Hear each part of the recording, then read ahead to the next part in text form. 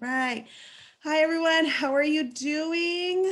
I hope this fine Tuesday afternoon finds you well. Um, we have our second workshop today of the Student Development Leadership Workshop Series. And we have the pleasure of having Lieutenant Anthony Knapp, and he is from the San Joaquin Sheriff's Office. He is going to talk to you guys about the Dream Team and working with different having a systematic approach to teamwork. We're super excited. Like I said, we got a little preview and it looks really good. So with that being said, I will hand it off to Lieutenant Anthony Knapp.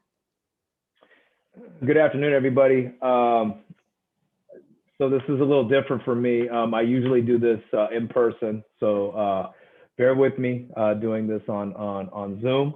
So today I'm going to be presenting what they call I call this course is actually called Dream Team.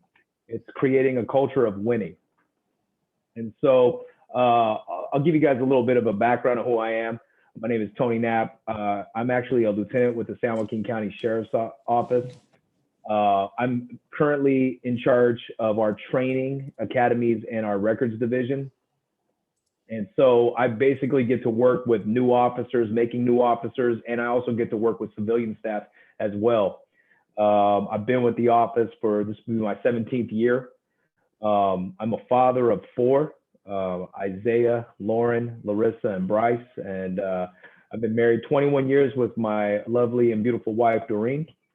I enjoy coaching. I love coaching. I've been coaching youth sports for a number of years, like 10 years, even longer. I've done every sport you could think of. I love music. Before I became a officer with the sheriff's office, at one point I did music. I was actually a rapper, so that's kind of where I come from. I am a millennial at heart, so I enjoy a lot of different things. My playlist is probably it's probably very interesting. Um, I want to get into the team building and culture changing. So I'm pretty sure that with everything the way things are in the world today, um, culture changing is happening a lot. And so even here at the sheriff's office, we have mindset change, and we're changing the culture, obviously because of the people we're bringing into that we're hiring, but at the same time, all the different backgrounds that we have in the sheriff's office. So there's a lot of that. We're doing a lot of culture changing. One of the things that I'm big on, and so for the target audience, obviously you guys are students, but the target audience isn't just for leaders and leaders that are building teams, but this is also for teammates. And I think that there are some things that we forget sometimes, that it's important to be a good teammate. And so we'll kind of go through some of those things here in this lesson today, and we'll talk about that. I'm going to go over pretty much the dynamics of a team, and we'll go into some of those. Hopefully, I'm going to also give you guys a little bit about the stages of team development. So that's another big thing, and I'll explain a little bit more about that one as well. We'll talk about why teams fail. Why do teams break up? And then we'll also talk about actually an approach, like actual approach to building up teams and making a really strong team. And so one of the biggest things that I always say at the office, again, I work with civilian staff and with officers. And so one of the biggest things I tell my leaders is that if you build it, they will come. And so I think a lot of people want to work at a place that they feel valued. They have shared principles. And so with that being said, if we have a really safe, and these are the three things I preach all the time: safe, productive, and fun environment. If we can have those three things, people will want to come, and people will also want to stay as well. Um, Part of the reason why I'm big on the whole building the team building, is because staff retention too. That's very important to us. Is that we want to keep staff, and so we want to make sure that whatever whatever environment that we create, we want to be created to where people want to come to work, want to enjoy what they're doing. So that's part of one of the biggest things that team building does. Um, this isn't your average team building where you do the trust fall and all these other cool things, but this is kind of more about diving into uh, the dynamics, diving into the team dynamics. This actual class is actually 7 hours. I've condensed it to an hour, but we in the longer class, what ends up happening is we talk a lot about the personalities of the team and some of the issues and conflicts that we get to go through. And so that's pretty much it on that part. Why this topic, of course, obviously, is that we deal with teams. We're in a society that we work with teams. Here at the sheriff's office, I work with a broad team called the sheriff's office. We wear the same uniform, but we're in also other teams that's inside the sheriff's office. Actually, if you think about it, I answer to almost 3 to 4 different teams. So then you have an official team, and then you have an unofficial team. So you're always having to work with a group of people all the time. And there's times where you'll actually have to do projects where you'll have to work with people that you're not even familiar with. And you'll have to work together pretty fast, and so that you can achieve whatever goal that's needed. Also, one of the biggest things that we want to do is that we also want to, anytime you do team building, you want to have you're building something to be fast and efficient. Um, you want it to be, you want to have great service. You want to have great products, right? You go to Starbucks, right? You see Starbucks, there's a whole group of people that want to give you coffee, which is pretty awesome when you really think about it. Um, but their whole mindset was to have a great experience, to get you in and out, and get you what you want. And that has to work every day in a team. And so my hats off to anybody who works for Starbucks. Thank you very much.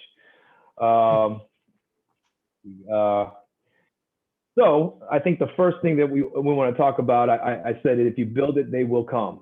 If you build it, they will come. And why it is so important for team building.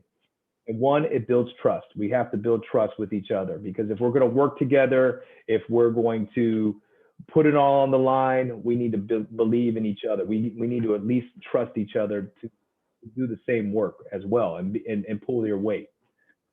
Part of the importance of team building, it regulates communication, right? It enhances communication. We need more communication.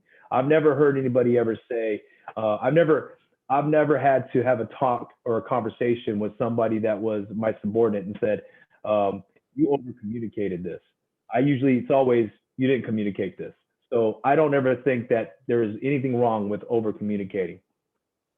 Uh, we increase productivity when you build a team. Team building is all about increasing productivity, especially in a day and age where technology is so important. So you have that, it brings people together. That's very, very important, especially when you're in a people industry. You have to bring people together. Fostering creativity.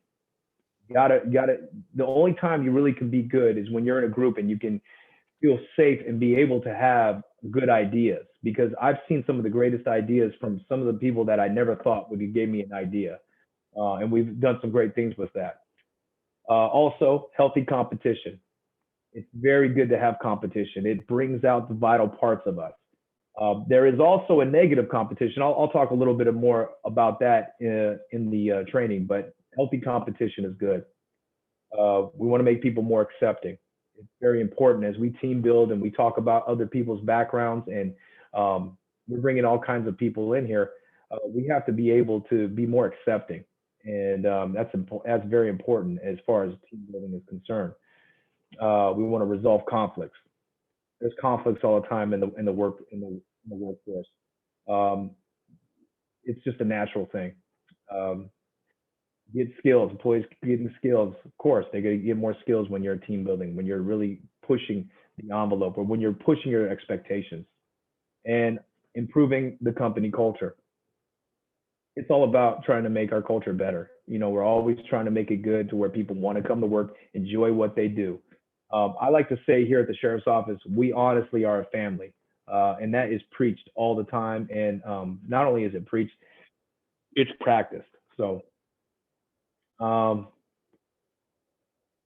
why is team so important? Well, we talked about that. We talked why it's so important because we can do more together than by ourselves, right? So I want to take this time and I want to go through some of the best teams of all time.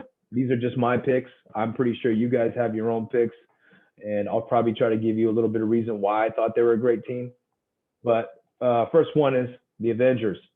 I'm a big Avengers fan. I enjoy the fact that these guys all are individual superheroes that come together for one common cause. And so, great. This is a great team. Look at some of the best basketball teams of our time that have won multiple championships, and that's very, very hard to do. New England Patriots for a long period of time was considered to be a dynasty in football. If you're into teams, this is one of those teams that you would definitely want to follow. Dodgers, they just won the World Series. I know I'm in Northern California. I am I'm an LA transplant, so this is actually my team. But they just won the World Series. Great team. Got the Alabama football team. Apple. I mean, think about your iPhone. Think about your MacBook. Think about everything that they have done. That's an amazing team when you really think about it. All of the accomplishments they had together to give us what we have today when it comes to technology. Navy SEALs.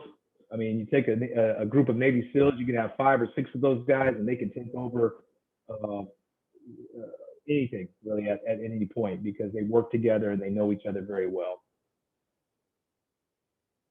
And so I'm going to go into what I call the characteristics of a team. And inside the characteristics of the team, the first thing we're going to talk about is roles and goals. And what's so important about roles and goals is you look at this as you look at the slide. It's important to play your position, play your role, stay in your lane. If you don't stay in your lane, what happens? You get in an accident, right? So don't be that person that's just swerving in and out of lanes. So stay in your lane, stay in your role. Why it's got to be clearly defined by the leader. It's got to be clearly defined by the company or whatever it is to know what you're supposed to do. Look at this baseball field right here. You can't have 3 first basemen. You can't have people all hanging out on the left side of the field. Everybody has to be strategically placed in the right area to be successful because someone's going to hit the ball and that ball is going to go all over the place. One of the quotes that I really I think is very inspiring to me. The strength of the team is each individual member, and the strength of each member is the team. And that was Phil Jackson. So again, having clearly defined roles. Now we're going to talk about the other side, which are the goals. Again, I'm going to say this. You got to have clearly defined goals. You got to know what you're out to do. You got to know exactly what you're setting out to do for the day. If you're Starbucks, you have a couple of things. You're going to give people great experience, give them a great product, and want them to come back. And so you already kind of understand what you're doing. And then I'm not just talking about Starbucks. It's in and out. It could be Chick-fil-A. It could be any of those companies. One of the things that's important, that they talk about, most teams talk about when they start off, like a football team, especially in the NFL, you always hear them in the beginning of the season. They say that the next or the role or the goal is the Super Bowl. So that's a lofty goal. That's not everybody gets there. Only one out of 32 can get to that goal. But you got to have these lofty goals, but then along the way you got to have little milestones that you have to do so that you create more momentum to get to the ultimate goal. So that's roles and goals. The next slide I'm going to right now, I call this the secret sauce. Anybody know what this is? It's kind of weird. Chick-fil-A. Waffle fries. Yes, those are waffle fries. Yes. Look like waffle fries from Chick-fil-A. That's exactly what that is. And I love that sauce. And I will tell you, When I go to Chick-fil-A and they, ask you what type of sauce you want, I want the Chick-fil-A sauce. But not only do I want the Chick-fil-A sauce, I want a lot of it. So I always tell them, give me whatever you can give me because I'll take that home and eat that with anything.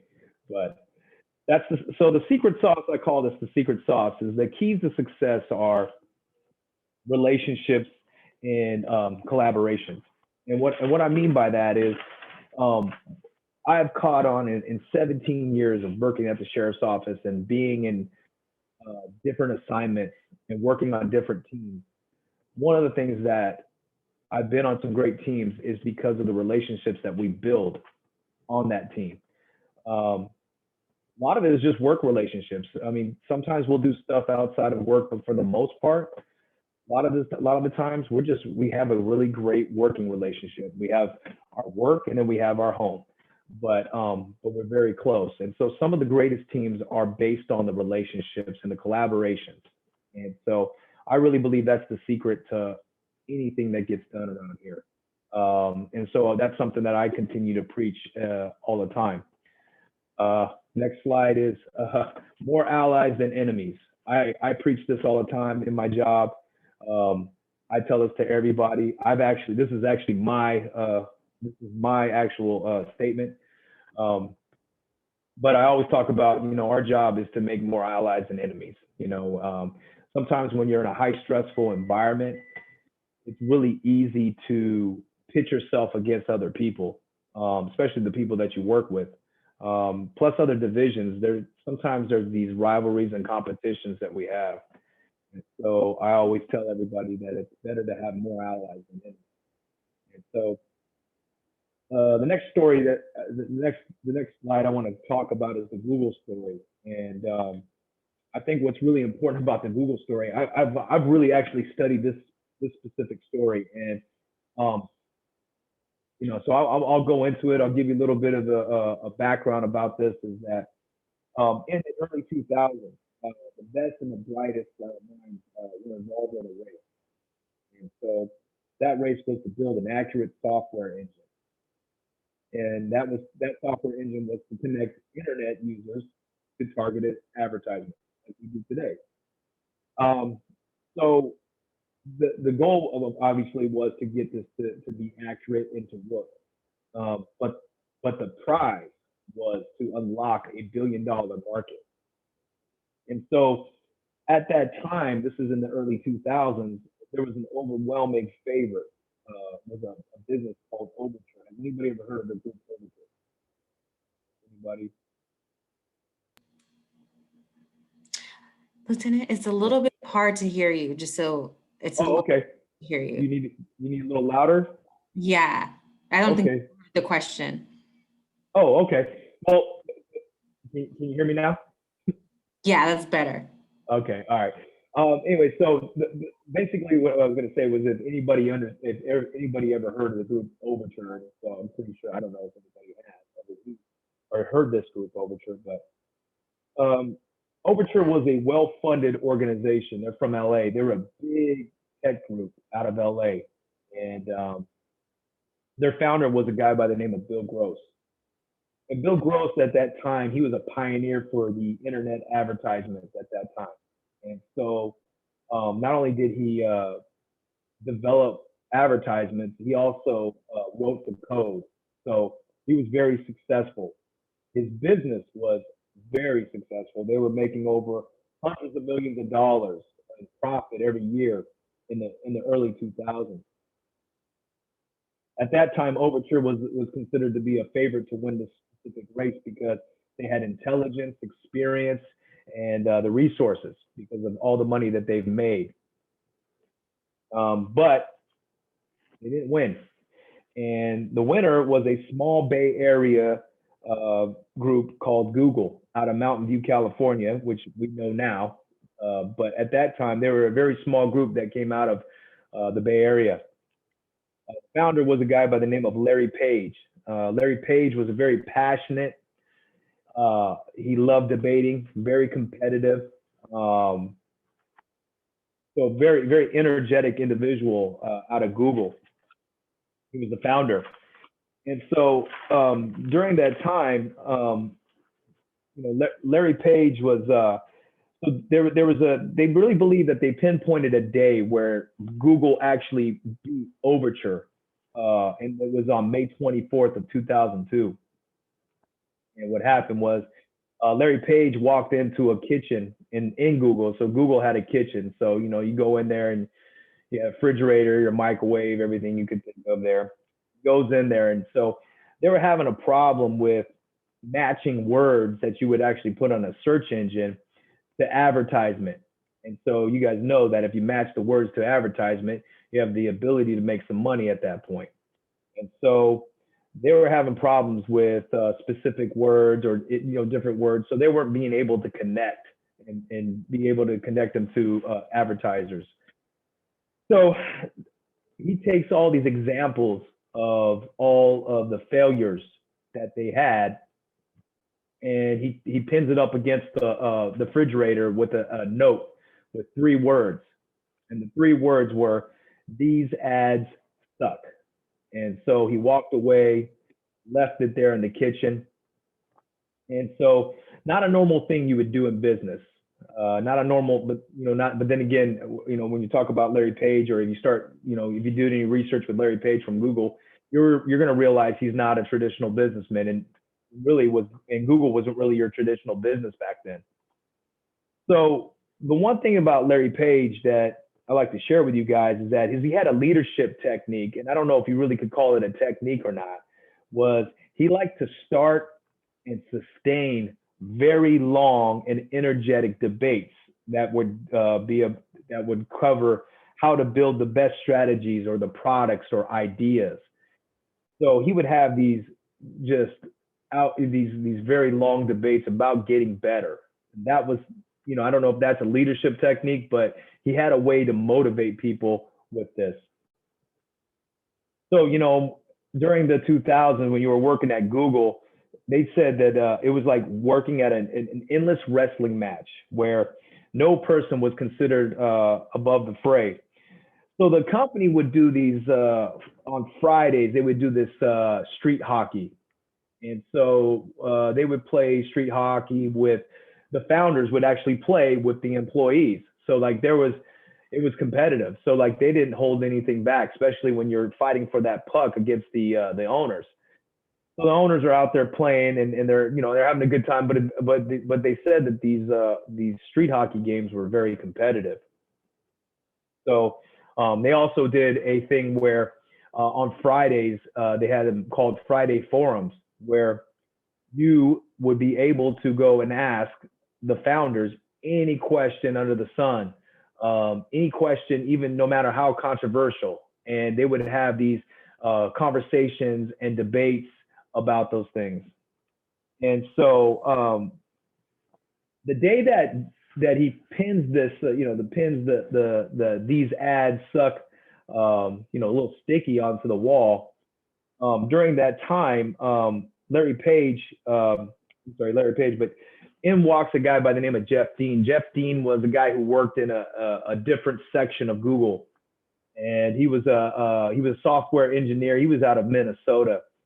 Well, he picks up this note and he looks at all these examples and he starts to look at them. And for some reason, he thinks that he has this answer to it. He dealt with a similar problem. So he goes back to his desk and he starts working on these problems. So, he was ignoring the mountain of work on his desk. I got a mountain of work on my desk.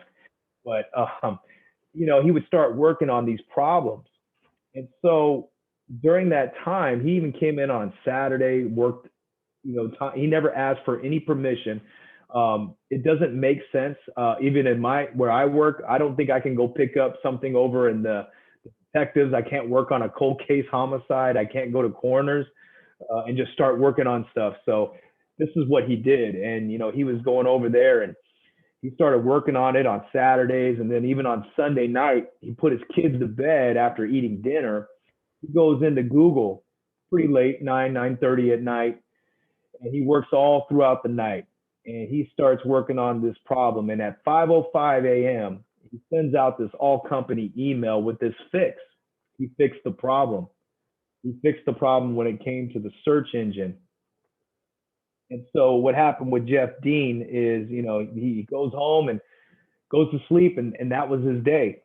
Well, after that day, the group Overture, we're talking about the giant tech company out of LA, they started to falter. They started to falter because they started having some infighting, and they had a lot of politics. And so they started to falter, and Google was gaining so much momentum because after they found out this fix. And so that race the race that was going to win the search engine ended up Google just tore them up. They went from making a $6 million in profit in 1 year to 99 million in profit off of one fix. And they believe that one day was the day that it changed everything, with a guy who wasn't in the same division of Google just starting to work on a problem. What's interesting about this story, though, that I want to share, and I hope you guys will understand this, is that they started writing a book about Google. And so as they started writing a book, one of the authors came to this guy Jeff Dean, the one who fixed the problem. They came to him and they asked him a question about that day. Well, instead of just like thinking about like that at the top of his head and remembering that day, he just said, "Oh yeah, I remember that day." And you're thinking that would be the equivalent to like Michael Jordan forgetting the fact that he won 6 championships. Okay, we're talking that's probably the biggest day Google ever had. It's what launched them and became what they are now. And so they asked Jeff Dean. They said, "Do you remember that day?" He goes, "Yeah, I remember that day." And the author is trying to get stuff out of Jeff, but Jeff basically says to him that that was normal. That was normal at Google. And so to know that was the type of culture at that point, that was a normal thing that happened on a consistent basis, turned the company around and made it a billion-dollar company. And so right after that, in 2014, Google makes $160 million a day just on advertisements. Advertisements alone is now 90% of what makes their money. And so they're able to fund all these great ideas and all these other adventures that they do. And so you look at a guy like Jeff Dean and you look at Larry Page and you think about, well, what do they do right? And so what I said was, what I thought about when I started looking at it, Google didn't win the war because they were the smartest. Google won the war because they were the safest. And here's why I say that. Go back to that company Overture that we talked about, right? The giant out of LA.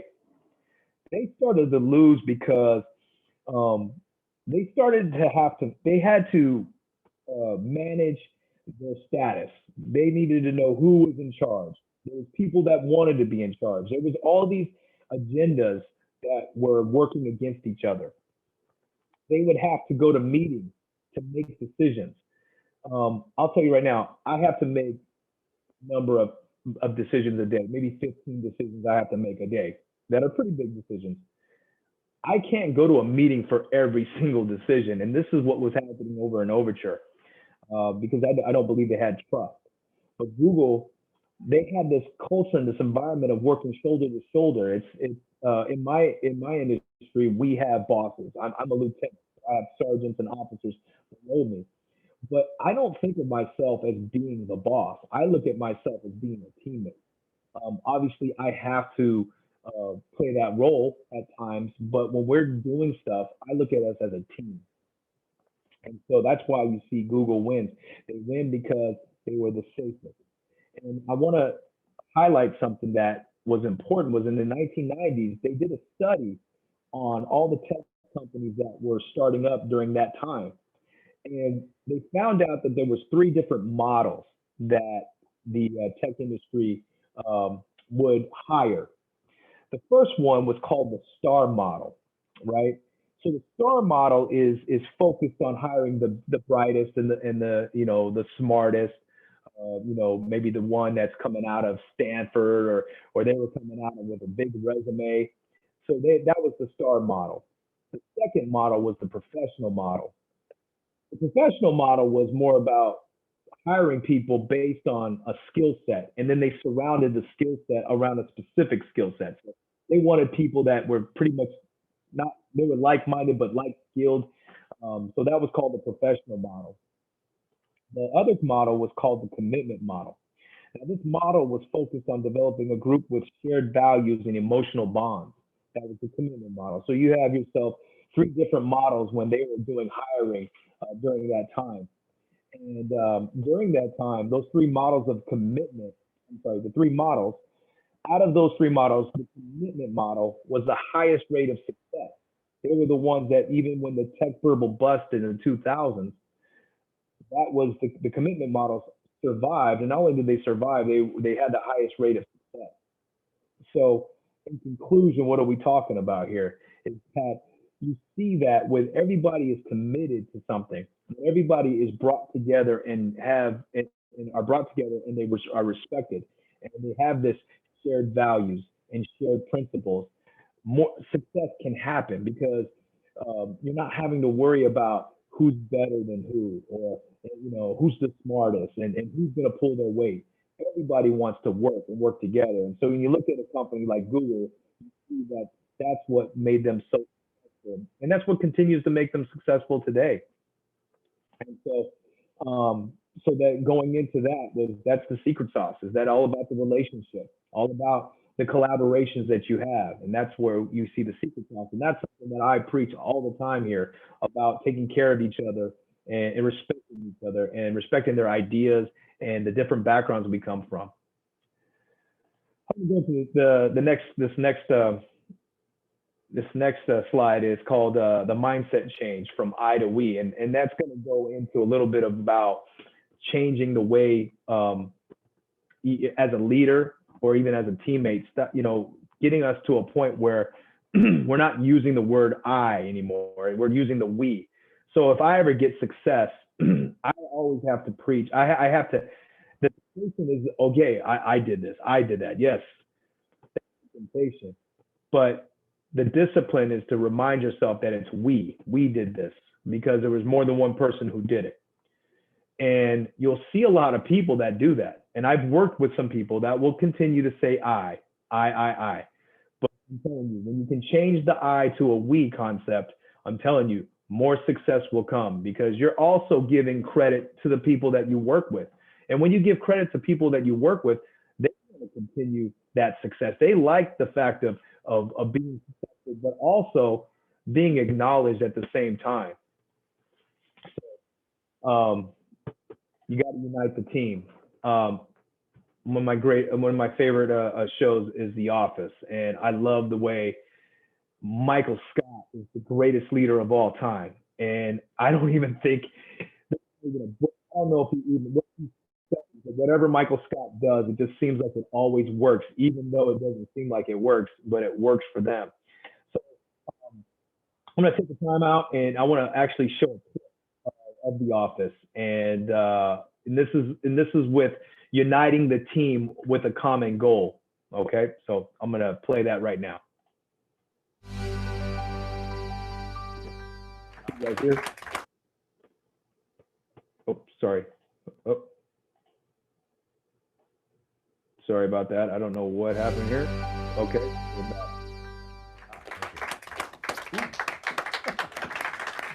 Andrew, I chose you for a reason. Lead these people.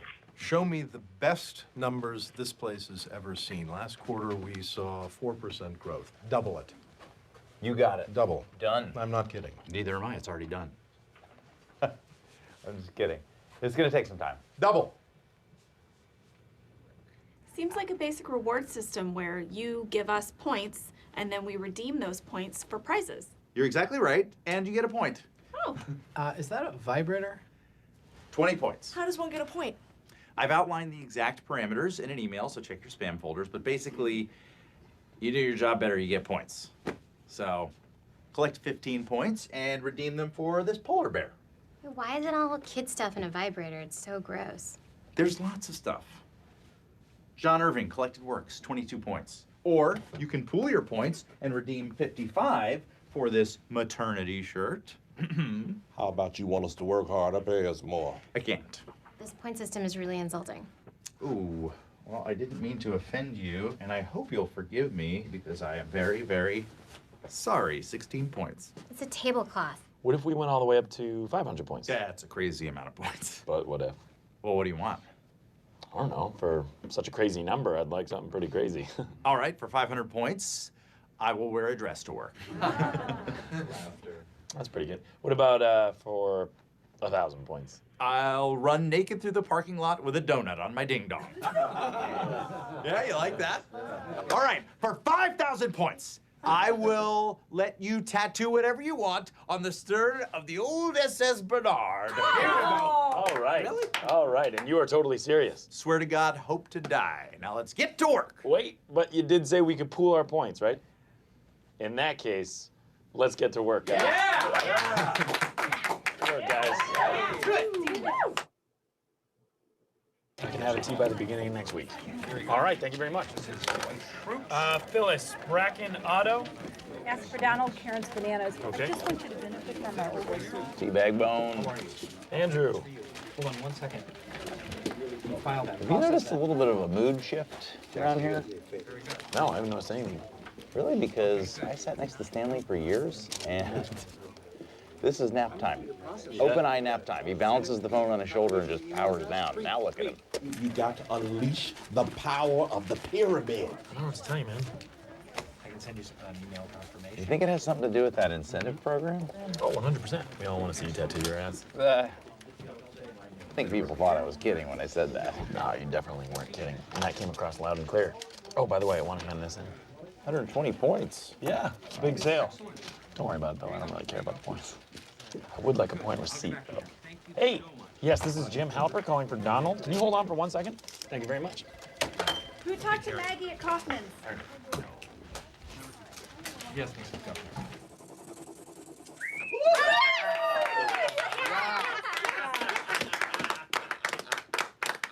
Took him one day. All right, ready. I'm not as thick as your drunk I am. Do not resuscitate.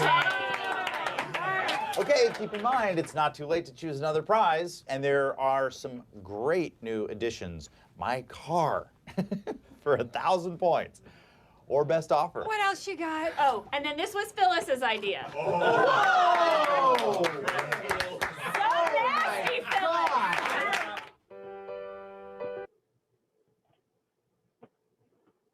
Okay. So, so he found a way to unite the team, and probably not the it was different, definitely a different way of doing it, but they did achieve something together as a team. They put everything together. They took their all their work and hard and just commitment to doing one thing, was to make sure their boss got a tattoo. So that's always that video is pretty funny there. The next I want to talk about is the stages of team development and why it's so important. I wish I would have learned this a long time ago, because talking about as a leader, I get to look at the different stages of developing a team, but also as a teammate, I will understand what we're going through. And so the stages of team development, the first thing is called forming. And so that's where your orientation and acquainting. And that's where you're just getting together and you're finding out who's who. At that time, probably your leader or your administration or your staff is telling you what job you're going to be doing, or who's on your team and what your responsibilities will be. And that's called forming. And so that's the first part. The second part is called storming. And so what's so important about this part is this is where now the conflict and competition comes in. And during this time, when you look at conflict and competition, you can get in between forming and storming. You could be in that in between just when you're barely starting out. And so with the conflict and competition, it's natural to have conflict. What you want to get to the point of is as a leader or even as a teammate is to notice, okay, we're here in a storming phase. We have constant conflicts. We need to get this figured out. Once we figure this thing out, once we can resolve these conflicts, we'll then get to the point of what they call norming. And that's just now everything is normal. You know, you've resolved your conflicts, the unity starts to emerge, and you start to click and you start to be able to do things and become successful. The next thing obviously is you start to perform. Now as you start to get that experience and consistently doing the right thing or consistently doing the work, you become more mature, your team matures, you organize, you're well functioning.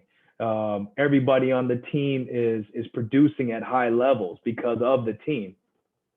And the last thing they call is a journey. And that's when they hit the reset pause, or where you may, depending on where we are, if we're doing a project, sometimes we can just stop the project, or we're done with the project and then we go back to different places. Or sometimes we just hit pause and you know, or we go into different teams after that. So you know, that's the 5 stages of team development, which is so important because you got to understand where you're at, and that kind of gives you a good place to where you're at as far as a team is concerned.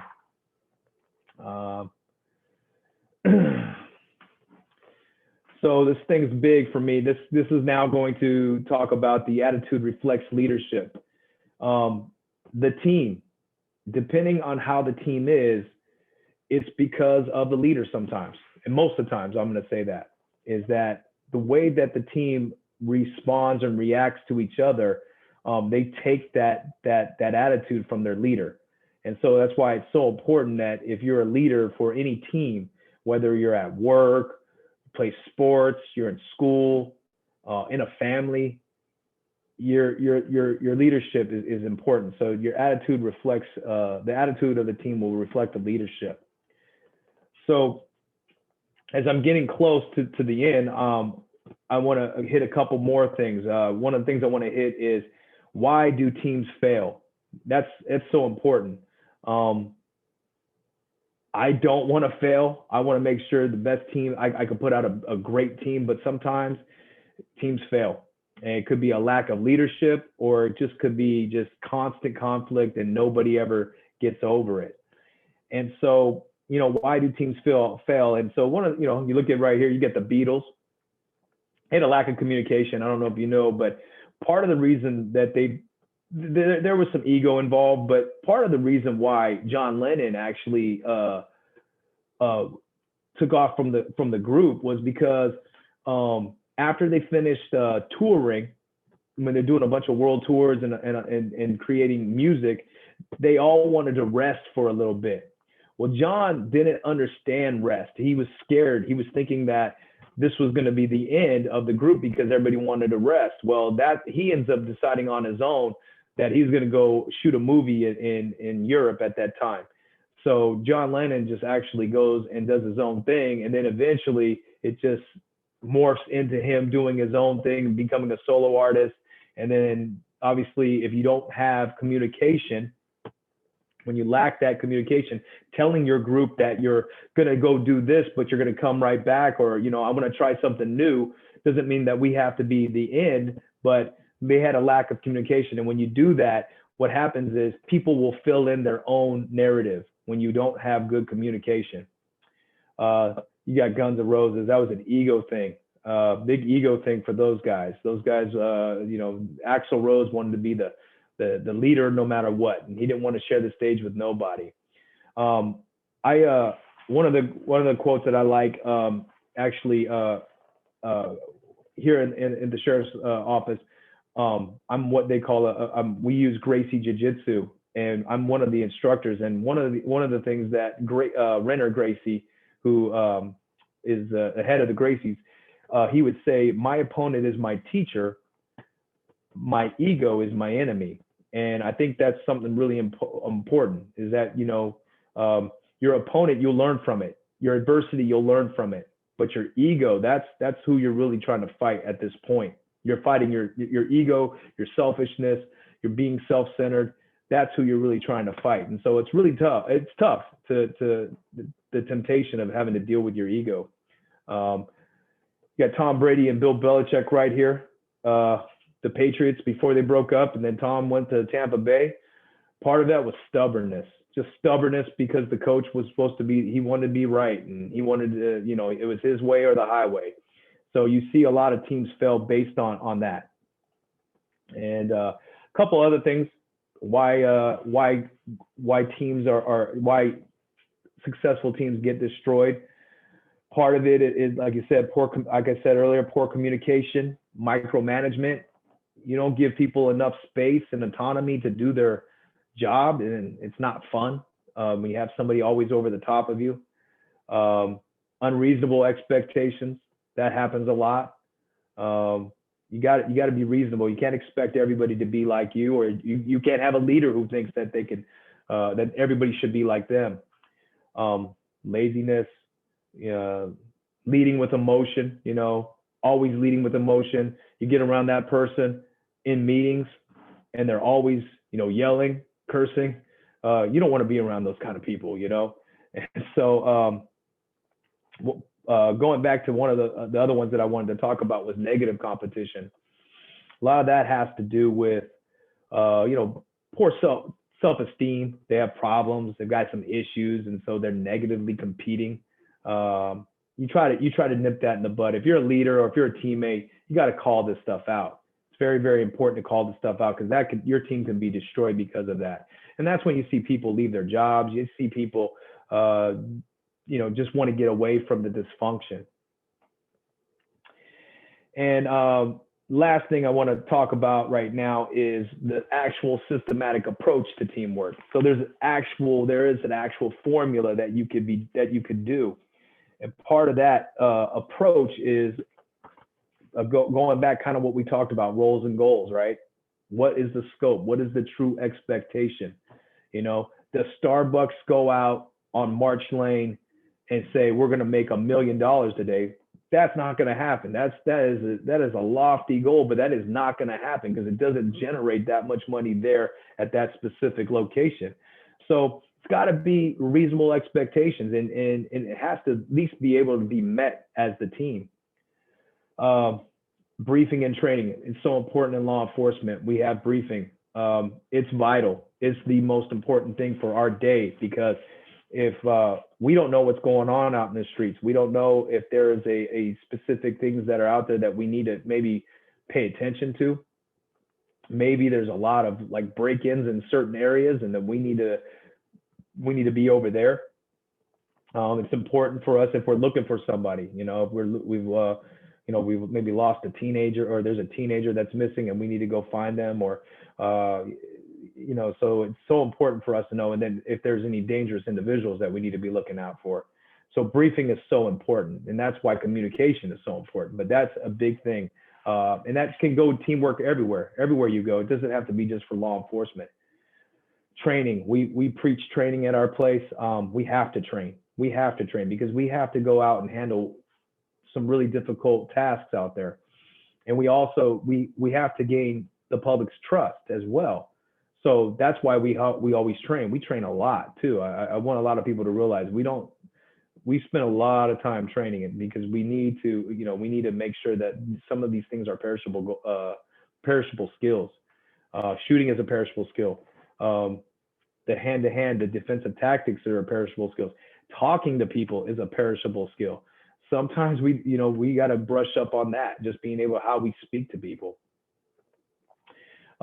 Performing the task. Well, we got to get out there and do it, right? That's part of teamwork. Let's just get, you can have, what kills me the most is when we meet and we meet and we meet and we meet and we don't ever do anything. That's part of, it's just a waste of time. So, you got to get out there and do it. So that's something that we do that. We have a lot of projects that we work on, and we have these deadlines, and sometimes we just like, hey, let's just do it. Let's just put it out there and let's just work as we go, and let's figure it out. And what's really big is monitoring and reviewing, and that's huge, man. We have to look at what we're doing as a group, and we have to review it, and we have to be really honest with each other. If we're doing a good job, and we have to have that open communication. And so that's it right there. I mean, I've condensed this. Like I said, this is Dream Team, man. This is about creating a culture of winning, and doing this and doing it on a consistent basis. I love to win. My kids know when I coach, I'm bent on winning. I don't like losing. I don't mind losing, but I don't like losing to things that we could have avoided, or something that we could have done, So I'm really big on winning and trying to, be successful and teach that to the kids. Like, if we do consistent things if we do the right thing on a consistent basis, we will be successful. So again, thank you guys very much. Thank you so much, Lieutenant Anthony. Thank you. Appreciate you. Thank you. Oh, go ahead, Anna. All right. Thank you, Lieutenant. This PowerPoint was just amazing, and everything you said, you definitely nailed it with the hammer. We're going to open it up for Q&A. Shayla, I know you were monitoring the questions, and I saw a lot of questions coming in, so get ready, Lieutenant. Okay. All right. So thank you, everyone, for all your great questions. Did you want to stop sharing so people could see your face, Lieutenant Anthony, sharing your screen so we can all? Oh yeah. What do you need me to do? You just tell me what to do. Don't share the screen no more, or? Yes. How do I? Okay, so I would have to. So if you go to the bottom and see there's a green arrow up that says share screen. I got that. I'm there. You're gonna click that, and it should give you something that says stop sharing. It says share. Let's see. Oh, I see it right there. Stop sharing. There I am, right there. There you are, and you get to see everyone else in the room. Oh, that's great. Oh, I see David Terry. I see Mr. Terry. How you doing? Yes. That's my guy right there. Yes, thanks for everyone who has attended, and Professor Terry and all of our Delta College staff who are here attending today. We appreciate you being here. So we have a few questions that I tracked in the chat. The first question someone had asked is, are you familiar with Jocko? I think it's Willink? Yes, yes. And if so, what are your thoughts on his extreme ownership and leadership? So that is great. I love Jocko. I listen to his podcast. I'm a believer. We had somebody come in and actually go over. That's funny that you guys mentioned that. Yep. I went through a class probably about a half a year ago. It was called transformational leadership, but it did talk about that ownership. But what do I think about it? Jocko hits it. He hits it on the nail. I mean, I totally believe everything that he says. Teamwork. I mean, he understands it, from his military background. And that's something that we definitely are here at the Sheriff's Office. That we definitely take on that extreme ownership. But I love it. Big fan.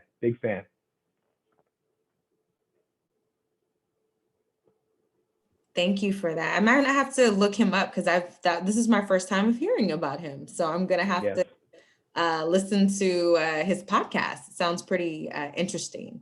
Yes. So next question that we had is, has there ever been a time where you were in a group setting and the discussion got a bit heated? As a leader and a team player, how would you approach the situation so that all teammates remain mindful of difference in opinions? Well, I work in a type A personality. I mean, everybody is type A. I mean, yeah. Have I been there? Yes. I think the question really shouldn't be that. I think the question is, how many times do you do it a week? Yeah, I do. Depending on the situation, we're very mindful of our rank structure and what they say. But also, I think, what I've done in the past with those is I've tried to lighten the mood a little bit, especially if it's getting kind of heated. I'm a little sarcastic, so I like to say stuff that kind of lightens the mood a little bit, but then I also kind of call the person out about doing that. If I'm the leader that's happening, maybe I'm doing something and I have my subordinates that are and we're getting into one of those. No, I've had to stop. I tell them to stop. And I try to do something too that's important, especially when we're in meetings and in group settings. I try to put the boundaries at the front end of the actual whatever we're doing, a meeting or whatever. I try to put the boundaries at the front, because then everybody can then feel safe to know that things are going to be enforced if somebody were to get heated and have some outbursts. So yes, I've dealt with it. I try to do a good job by, if it's my peers, we can talk to each other in such a way. So I'm glad that some of you guys probably couldn't hear some of the meetings that we probably have. So yes, I've definitely been part of that. Yeah, what we call what you're referring to is our community agreements is established in the beginning. And it's basically a set of rules that we're all going to abide by, whether it's, respect, confidentiality. And so if something happens and deviates from that, then we can politely say, hey, this is what we all agreed to when we're establishing this meeting. So I'm glad that you said that, because I think it's so important for that to happen and to keep the respect and to keep the professionalism at the forefront. So thank you for sharing that. I have another question here, and they are asking, in a hierarchical setting with different ranks, how does one remain a friend to your coworker, but at the same time display professionalism? Sometimes feelings get hurt or grudges are formed. How do team members avoid that? Well, part of that is one of the things I always say is that there's friendship and then there's business. So, a lot of us have grown up together. I've grown up with some of my guys. I've known some of these guys that I've worked with. I've went to high school with them. So we're very close. And as we go up the ranks, certain people don't go together. I think that what's really important, especially during that time, is you got to be firm and fair. You got to be fair to everybody. And you can't, that's what starts those, that's what kind of gives you what we call the good old boy network, where certain people get more than others based on a relationship. So I think it's very important. Yes. Do feelings get hurt? Yeah, it does. Especially when there's a decision that needs to be made and we're good friends and it's not what they want. Yeah, it's difficult. I have the guy, one of my good friends. He's going to be promoted to the assistant sheriff, so he's at one of the highest ranks. And even though we're good friends, I have to also remember that I can't put him in a position to, I can't put myself in a position to make him make a decision that would only benefit me. So I have to remind myself too. But you do get feelings hurt. It hurts because I think sometimes we're so passionate about what we do, especially leadership. So we do get that, a little bit of that overture that I talked a little bit about political, like where are we at on the totem pole, so yeah, we definitely deal with that. Yeah, it's one of those unavoidable type situations, right? That especially if you're really close with people, it's kind of hard not to have your feelings sometimes get hurt, but not also personally, as long as you keep it respectful. So I'm glad that you had shared that. Another question that I'm looking at right now is talking about, and I'm just going to summarize this, but talking about a team member that doesn't pitch in like the rest of the group. How would you address this person and how would you resolve it? So I know like a lot of our students probably work in groups, And you probably all have been in a group where someone didn't do the work for a project that you were trying to do, right? So I'm assuming what's a good strategy to help hold that team member accountable? How would you, approach them in that case? Yeah. So part of being a leader, I say probably a majority of my time is dealing with what I call the 10%, which would be the people that always cause problems, whether they don't want to come to work, they don't want to do their job, or they don't want to pitch in, they don't want to, they're really causing a disruption. So we spend a lot of time on people like that. But, when I see that happening, one of the things I do is I remind the teammates first and foremost, when you got to get me involved, have you guys talked to them yet? Because I put the onus back on the teammates, because it's important that, sometimes I care more about my peers sometimes than I care about my boss. I don't mind having that relationship with the boss where my boss gets upset with me or whatever. I'm okay with that. But I put a lot of effort, but I worry about my peers. I worry about having their respect. I want to be respected by my peers. And so that's why I always start off with letting people know, hey, did you talk to this individual? And then if they haven't, and I'm seeing it, then at that point, we're having a conversation by ourselves. I worked in a jail I was in the jail for almost 10, 12 years. I worked in there. And one of the things you don't do is you don't have a conversation with maybe an inmate who's having some problems. I don't ever have that conversation in front of the whole unit with a bunch of other inmates and a bunch of other officers and bring this nice little show, because he's going to have to show out. I got to show out. Who's going to win? I got to win. But they've got their friends. They've got to look good in front of them.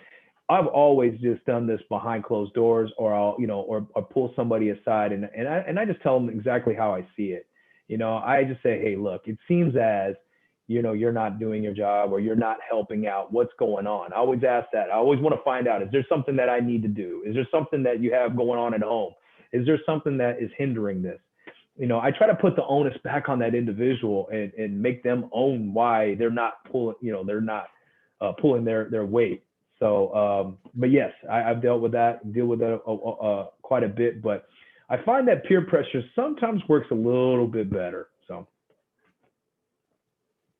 Thank you for that. Yeah, I think I like your strategy and you saying don't approach this with everybody, right? If you have a problem with the individual, go to them directly and address it with them and being honest about what you've observed, because you never know what people are going through on the other side, right? So I appreciate you sharing that perspective as well. Let me see. What was up? Sorry. Got a whole bunch of questions here. I don't want to miss any ones. So somebody had asked,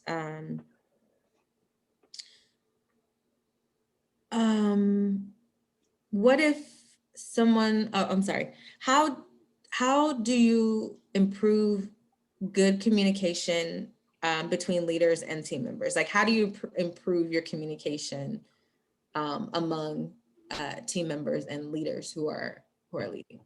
What's some strategies that you could use to improve communication if maybe there's been a breakdown in communication? Well, again, going back to the stages of development, right? So, I look at where we're at as a team and what's going on, and part of that is I got to evaluate what's happening here. If I've got to get, sometimes if I have a communication breakdown where people aren't having that conversation, and I've had that just recently where two supervisors don't want to talk and they don't want to work together. I know it sounds crazy, but I will sit there and give them a sermon, a lecture on how important teamwork is. Do you really want to hear this from me? Do you really want to do I have to really tell you this? But I'll call it out. If I find out that our communication is not doing very well, then maybe what it is I need to maybe have a meeting.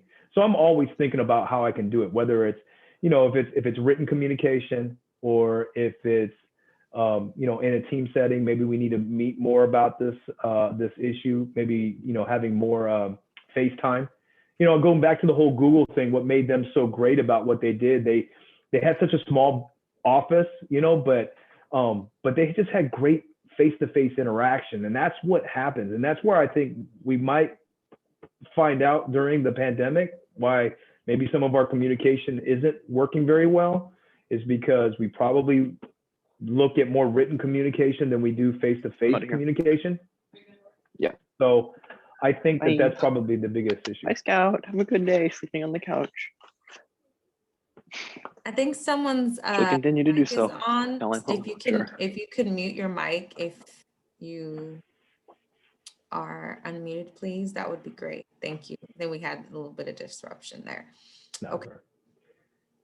But did you have anything else to add? I apologize. No, I mean, like I said, going back to I don't want to be like the group overture and have to have a meeting about everything, right? I don't want to do that. I don't want to. We have time. Time is so valuable in a day, because it's so important. I don't want people to work more than they have to either. I don't want to work past 8 or 9 hours. I want them to go home to their families. I want to go home to my families. I want to make sure I spend time with my wife. I want to spend time with my kids. So I want to make sure that we do this in this time frame. But so I am mindful about time management. But at the same time, if I know that we've got a problem, let's get to the root of this. Let's deal with this. Let's meet on these things. And if we have to do a couple meetings and a couple more meetings, then we'll do it. I have no problem doing it. I think I get a good feel of where my team is at and what they kind of need. And then also you got, one thing I want to throw out there. I know the question was about the communication. Also have some good, know who your leaders are and be able to talk to certain people. I have friends that when we have teams and stuff, I have friends that I have to go back to and ask them. I remember I supervised a team where I grew up as my childhood friend was on the team. I went back and asked him, I said, hey, what's the team talking about? And he'd give me the lowdown. I mean, he'd give me the scoop and he'd tell me, this is what they're saying. This is what's happening. Okay, cool. Because now I know how to adjust the game and I need to adjust where we're going. And then I also trust certain people on the team, because you could be the leader, but there's also what I call the unofficial leaders that are just leaders because of their personality or their work ethic, or because they don't want to have to deal with whatever you're dealing with, 12, 16, 18, 53. I've got close to now 80 people that are underneath me in all my divisions. So, that's a lot of people. So, you got to trust some of the people that you work with and to give you that information.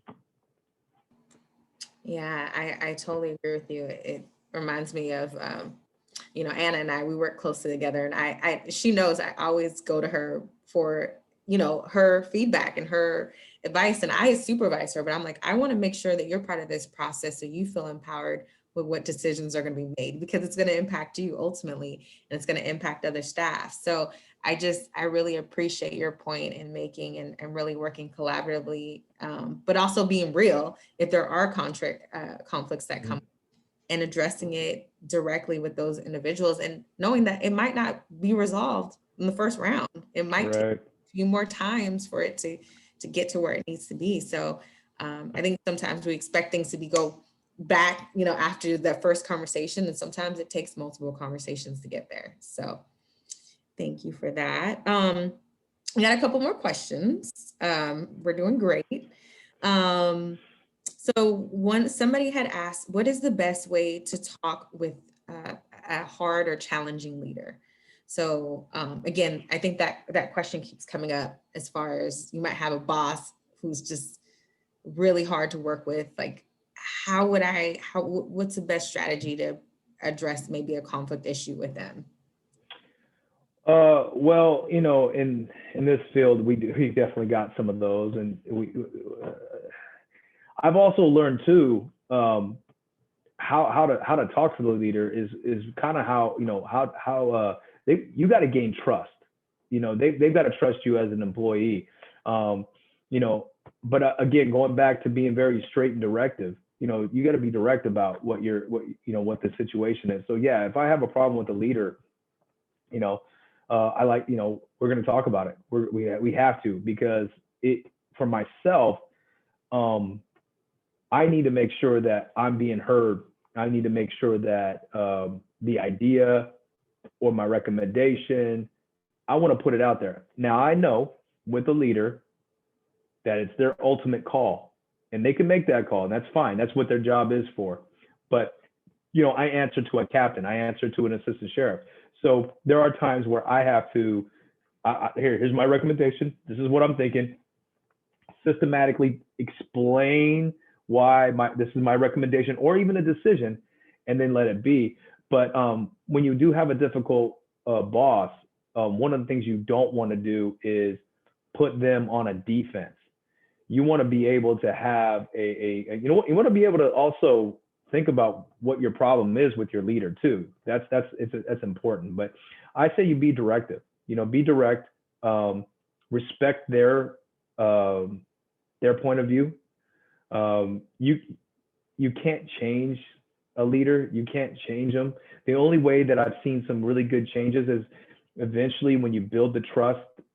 Then as you build the trust through work in the experience, then you can kind of say some things here and there, and they'll listen.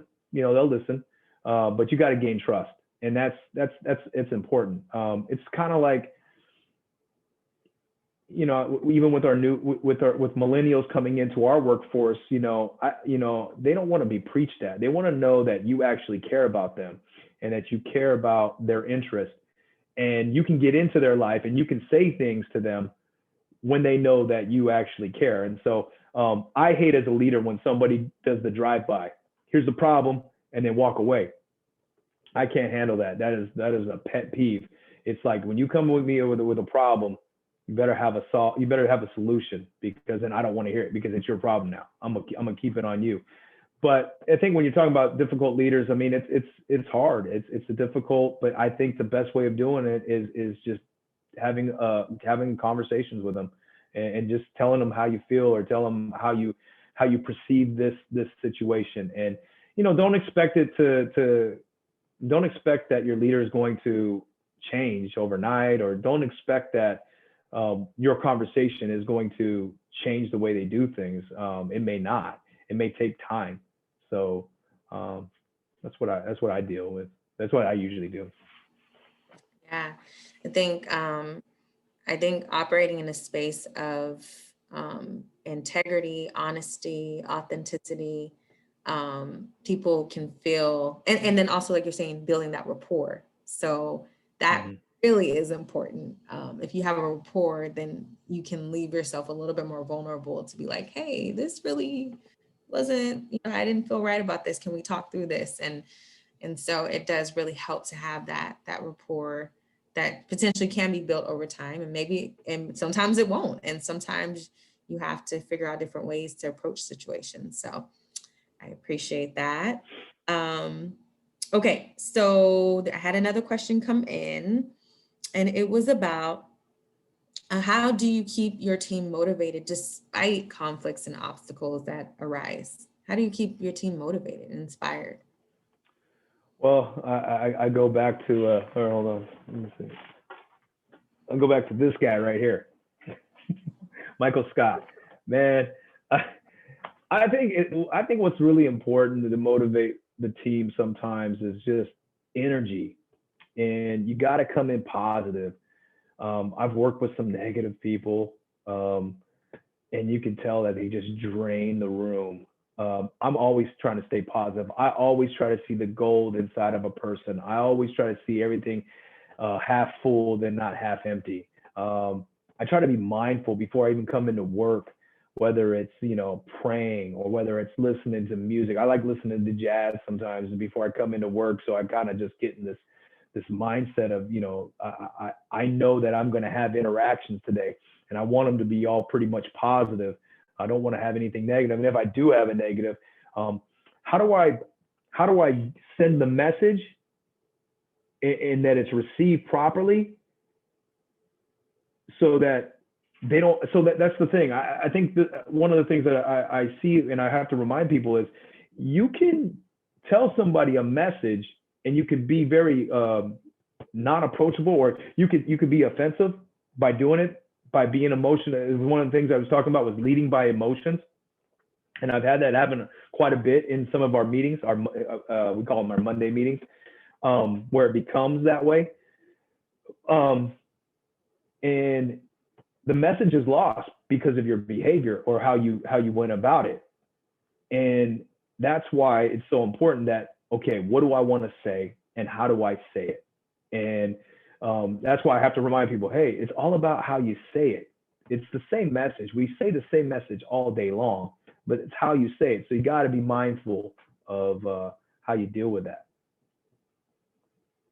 I 100% agree with you. And I think also seeking feedback, right? So you can improve, because sometimes I don't think people know that they might be saying things in a certain tone or way.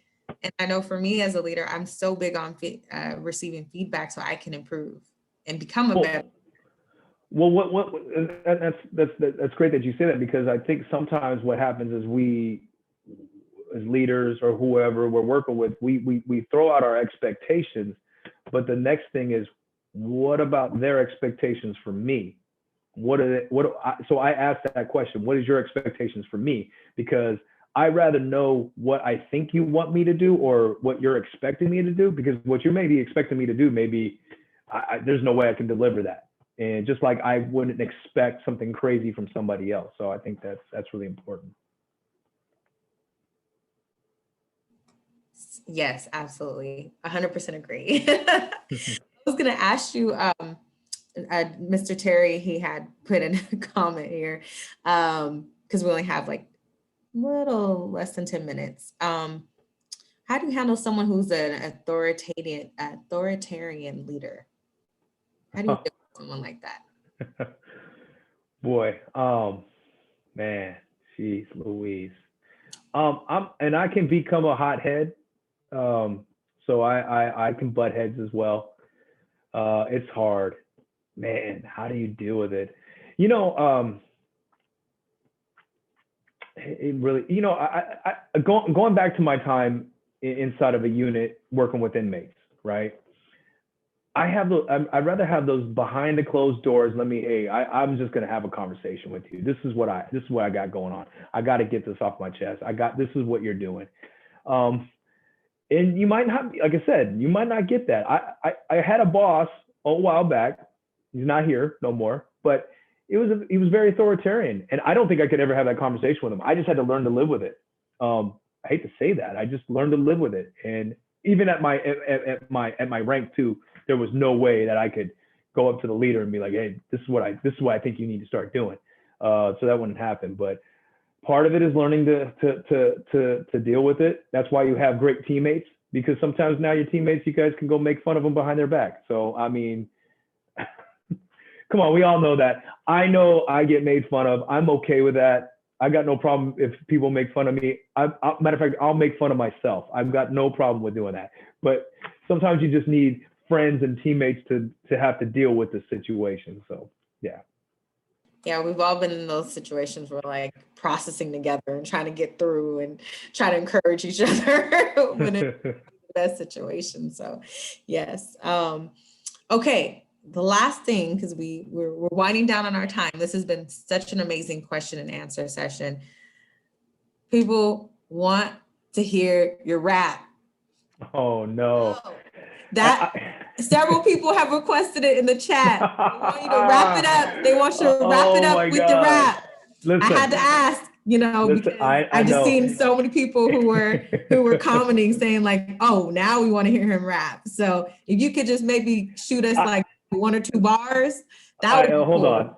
Okay, let me do this. Let me say this. Let me say this. Here's the deal. So I am 47 years old. Okay. I think I stopped probably mid 30s, early 30s. Honestly, I can't do it no more. It's not that. It's not that.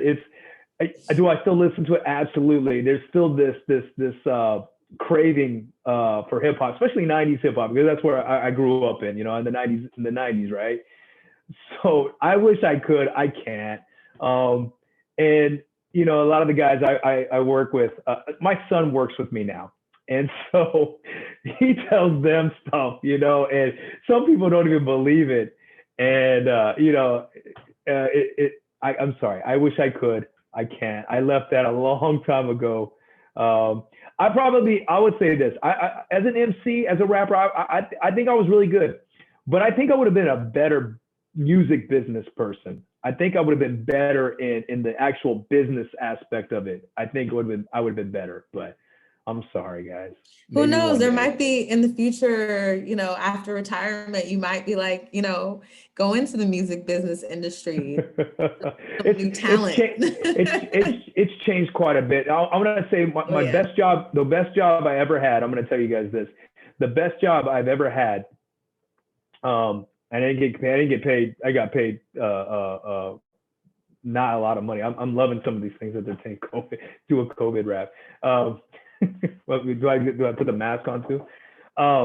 One of the biggest things that I loved working was Tower Records. I worked at Tower Records, so if you don't even remember it, then I'm sorry, guys. But Tower Records used to be in the Lincoln Center, and I still can't believe to this day they paid me money to listen to music, to talk about music, and to, you know, just to do all that stuff. I can't even believe that wasn't even a thing. But that was my favorite job, hands down. I honestly felt like I didn't even know about the check. Obviously I cashed the check, but I didn't even care what the check was at that time. So that was the greatest job I ever had. So. Yeah, you got paid to give people recommendations for different albums or CDs at the time, right? Well, and real quick, you don't know what a CD was. It's these round objects, right, to listen to music on. Yeah, it was a great time back then, and you know, Tower Records as a company. I mean, you know, if anybody ever gets a chance, I believe they have it on Netflix. On Netflix, they talk about the history of Tower Records, and it's pretty it's pretty interesting on how that all came together. But yeah, one of the greatest jobs I ever worked. Cool. Well, maybe next time we get you here, maybe we get you to practice so we can get a little couple bars from you. All right. So that is the end of our session. We hope that you enjoyed this. I'm gonna pass the mic back to Anna. But thank you so much again for doing this with us, and yeah, no problem. Job to the Office of Student Activities staff team who made this happen. So, and great job to Anna for putting this together again. Thank you. Thank you. Yes, thank you everyone for participating, attending. Lieutenant, you did amazing. There's so much positive feedback in the chat. So I want to thank you. The Office of Student Activities wants to thank you. For just a friendly reminder again, everyone, if you called in, please send me an email. That way you can receive credit, and we will have our next leadership series next week, and we will have, which is March 30th, same time, 3:30. Dr. Chelsea Pham will be presenting on leadership during the pandemic and beyond. So I hope to have you guys all here again. If you guys have any questions or any additional concerns or anything, feel free to email us. And once again, thank you everyone for attending. Eventually, when the leadership series is completed, we will be putting up the workshop so that you guys can refer back to them, okay? So we'll send out an email with that information as well. But thank you all for attending. I hope you guys have a good rest of your afternoon. You know, it's 5 o'clock. So. Thank you, everyone. Thank you very much. Thank you. Thank you. Thank you guys. Have a good day. Have a wonderful rest of the evening, everyone.